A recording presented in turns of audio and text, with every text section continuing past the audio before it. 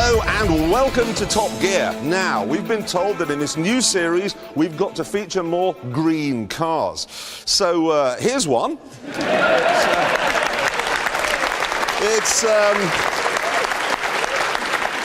It's really the greenest car we could find, really, and hopefully it will keep the environmentals happy, because coming up now is what we've got in this series for normal people. I've got the air conditioning off because it gives me 2 extra horsepower. It's worth it. And it's kinder to the environment, and you use less petrol. And we don't care about that. Look at that! Ooh. And then Humvee, they've announced they're going to make a new version, which they're going to send over here. There it is. It's a lot smaller than the normal Humvee. Hopefully Greenpeace will be using that as a company car. So, probably no, not. They won't, will they? No, I can't say that. Now, the MX-5. But I have arrived at this conclusion with a simple and alarming fact that came across my desk only this morning. Electric car sales are down by half, which must mean that loonies are fewer and far between. Really, I genuinely congratulate you for your bravery.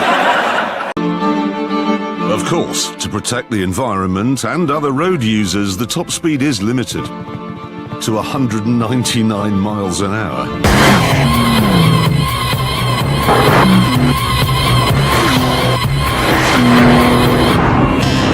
And also, Jeremy, you know, I think you should start now becoming a little more environmentally aware. You know. I am very aware of the environment, and I'm still not interested in it. You're a businessman now, but it's £8,500 It's for fabulous. that. And really good, it's four-wheel drive, which really annoys What did you say it was, a environmentalists. donkey? It's a donkey, it's unreal, and it really does annoy the eco-mentalists. Weird beards will go, four-wheel drive, but then, oh yeah, so on that basis, it is a cool car. Yeah, it is a very cool car. Amazingly, I was still in the running, but my furious pace meant I now had to make a decision. Do I drive like Al Gore would want me to drive at 55 miles an hour? And possibly make the finish line without having to fill up again? Or do I floor it, go really quickly and then have a quick splash and dash? Yes, but look at the field. That is ruined. Yes, and we did that in just one day. And there are eco-mentalists who will tell you that that will take about 25,000 years to recover. Because of our damage. Because of our damage. So, to finish off, I've brought along a toy that causes no damage whatsoever. Yep, a hovercraft. So let's move it on now to brown rice eco cars. The trouble is that they're a bit like cod liver oil. Very good for you, but you'd rather have a plate of steak and chips. I mean, take the Toyota Prius here and the G-Wiz. Very earnest. But there's nothing here to make an ordinary human being go, whoa, yeah, I want one of those. 3-cylinder 1.4 litre diesel engine. There it is. Look at that. Yeah, it's under the look, thanks. You've broken. I've just saved you a bit of weight there. Wow. If it's an eco car, why have they put that on it? So that when you open your bonnet, when your mates are around, they don't realise that you've got a pathetic three-cylinder. Do you know, and can I just ask, there's one other question, there's one. So you're only half a second off JK. I don't know how you're going to be able to live this down, Jeremy, that you have the eco-mentalists come on the show and, you know, get Thank God for JK. No, if the eco-mentalists have gone to the top, you're barking up quite literally the wrong tree, because you have a natural gift for it. There can be no doubt about it. And that's an amazingly quick time. Made in the 1920s, and it's got a 46-litre 12-cylinder aeroplane. 46 litre? 46-litre 12 cylinders. I've got a shot of the engine. Here's the actual engine out. Holy cow! It's like a Turner painting with steam, speed and fire. It's magnificent. I'm going to send that to Greenpeace so they can hang it up in their foyer. Yeah. They love it, actually, because it does 0.18 miles to the gallon. Yeah. You're kidding. Yeah. So there are many, many reasons why you would not buy an SLS, but there's one why you would. Because it is fantastic.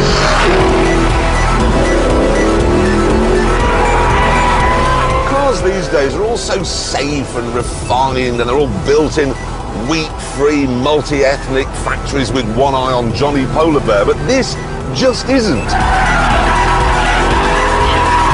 0 to 60, 8.6 seconds. That's a lot too. That's slow, he means. In fact, it's the same as a 1976 Rover. Still want one? Yes, Yep, I do. yep, we do. It's like Cameron Diaz, isn't it? We know that she's a vegetarian. We know she's a committed eco-mentalist. Would you say no? No. You might. That is Cameron Diaz with wheels on, that is. Back on the road, Jeremy and I were busy competing to win the hearts and minds of the snowflakes.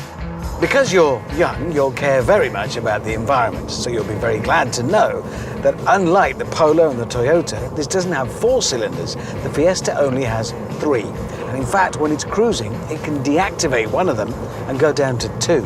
That's a world first on a 3-cylinder car. And what it means is, it's nicer to polar bears. I should be travelling using traditional methods: husky dogs, sledge and skis. Yes, and I'm going to try and beat him in a car. Now, that's never been done before. No one has ever tried to drive to the North Pole. And here's why. On the way, he would encounter ice boulders as big as cathedrals, polar bears the size of hatchbacks, temperatures that would freeze the fuel in his tank, and, if Al Gore is to be believed, open water into which he would sink. You have a Prius? No, I do not have a Prius. I loathe them with an unbridled passion. Because what I always say, when people say, I've got a Prius, you know, because I really care, I live in a yurt and I care about the environment, my shirt's made from leaves, is... My shirt is made from leaves. Is it? No, no. I'll tell you the other thing we've got to have is the letter I. Why? Because if you put a little I, not a capital I, little I with a dot on it, it tells everyone who sees it that it's eco, and that's okay. It does, because eco-mentalists are stupid. If they're saying that fuel consumption doesn't matter, which is what those owners are saying, isn't it? Why then are Ford making a hybrid at all? Why are they? Well, no. No, they've got to. It's because the environmental rules that Obama brought in. All the companies have to do a certain... Yes, fair But enough. Ford are saying the batteries that are part of the hybrid system, OK, they're not some communist plot to combat fake news, global warming. But that's to say, OK, it's got batteries in it, yes, but they are for charging up your mitre saw, cooling beer and running the coffee maker on a camping trip. So the F-150 is a pickup for carrying a big battery to cool your beer. Serious point now. In the papers this week, Wiltshire County Council have, and not just in villages, but actually on the A360 as well, removed the white lines because they say this will create a feeling of uncertainty among drivers, making them more cautious. Well, yeah, it will. No, that's actually not a laughing matter. It's not a laughing matter. Not. Seriously, someone's going to die as a result of this. Now, I don't mind if environmentalists who dream this kind of stuff up sit at home with their guardians. What you do in the privacy of your own kitchen is fine. Eat your vegetables, wear your potato shoes. Don't bring your idiotic ideas onto the road, OK? Someone will be killed. It really is impossible to overemphasize the importance of what has been achieved here today. Look at what I'm driving. A big, heavy, thirsty four-wheel drive car. And the only waste product is some juicy tomatoes.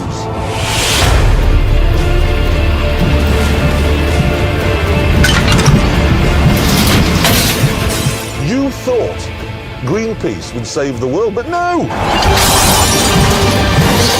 It's Top Gear. We've done it.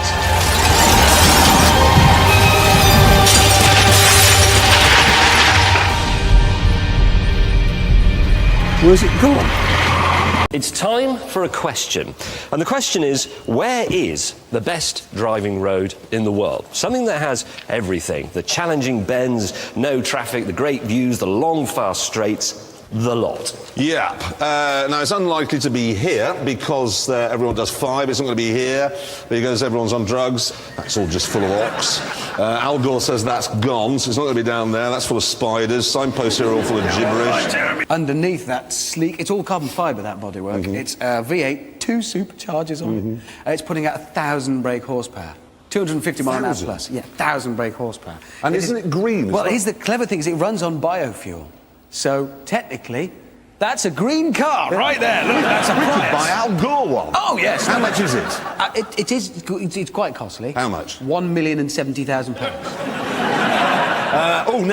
Hilary Benn, the Environment Secretary, has been on the television this week and said that he thinks the rise in fuel costs is a good thing because it will encourage people to use their cars less. Oh, brilliant. Thank you very much. Let's not worry that they've closed all the post offices, the schools, the pharmacies, the doctors, everything in my area, because I can always drive to the nearest town. No, I can't then. I'll tell you what this is. I'll tell you what this is.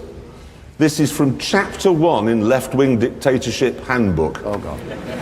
No, listen, it is. Stalin, okay?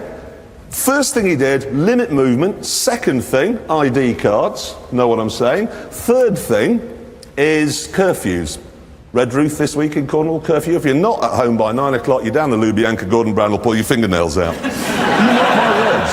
We've just proved Gordon Brown is Stalin.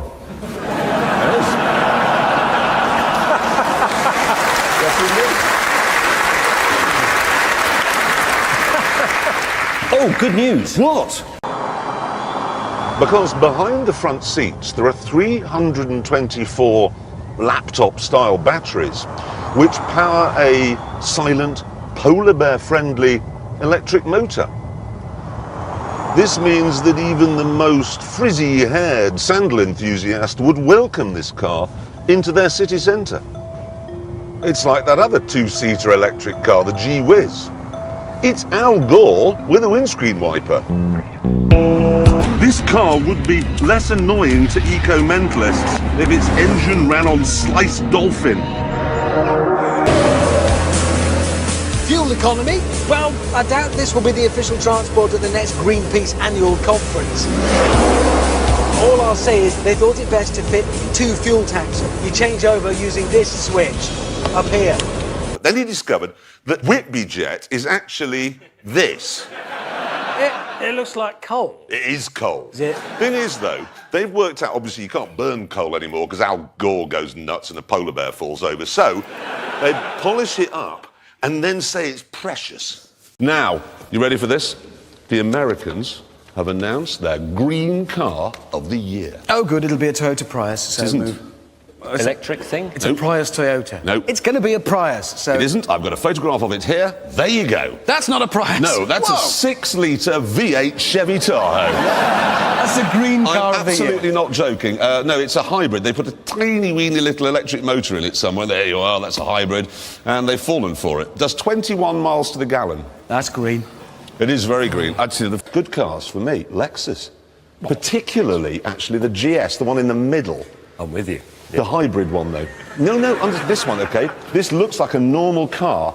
Great thing is, OK, its batteries will only take you less than a mile, which means most of the time you're on the V6. You know, you're chewing fuel, you're warming the world up, everybody's happy, OK? It's very quiet, it's very fast, it's very, very comfortable. And, of course, you can drive it to London, do U-turns on Piccadilly all day long. Ken Livingstone can't charge you a penny. Brilliant car, that. It's a properly brilliant car, that. I'm going to put, like, a little 9-volt battery in a Hummer. It's a hybrid. Do you know how many vice presidents have subsequently made it to president? 2, 3. No.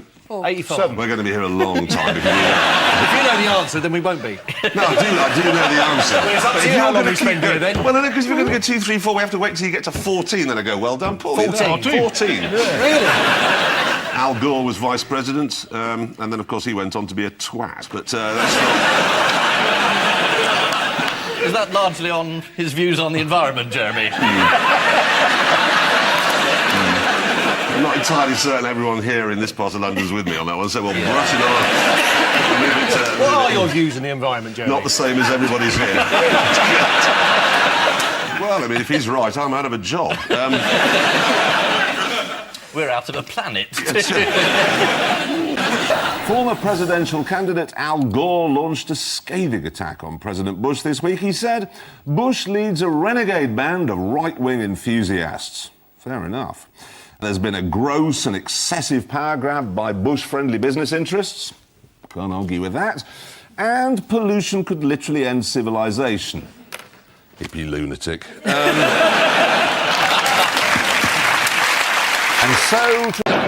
now, yes, you may have noticed this week that some Greenpeace activists broke into the Land Rover factory, chained themselves to the production line claiming that Range Rovers I don't know what they claim they do, but they do something wrong anyway. So we're kind of with Greenpeace on this. We think it's ridiculous that town and city centres are clogged up with enormous gas-guzzling vehicles that only have one person on board. So we thought that we'd stage a protest of our own. And here it is.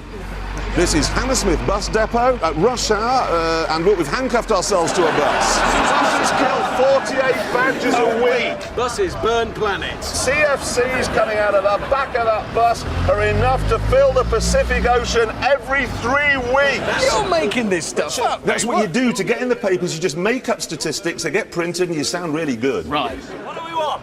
A Range Rover! Why do we want it? As soon as we can arrange easy finance. Well, as soon as the supercharger comes out. Yeah, well, See, the bus driver was so angry he had to come up and ask for an autograph. Yeah, and then look, they put a bus in front of us so we couldn't be seen by all the passengers, but we just chained ourselves to that one then.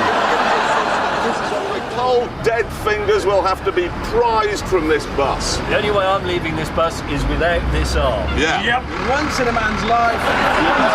To just do the Put right your feet down and say that hello. Yeah, now you see, what happened here is with the police, really nice policemen, they really were, and they said they got better things to do really than deal with 3 middle-class boys chained to a bus, and would be mind going away. So this is what happened. We ran away. We ran away. We ran away. We're not as good at protesting, I think, as Greenpeace. What's our first go at it? We're new to it. Yeah. Now, and that is pretty much the end of the show. Looking at the bus lane. No, still nothing going on there. I think next week we won't bother doing anything to do with the environment. In fact, I think we might kick a couple of barn owls to death just for fun.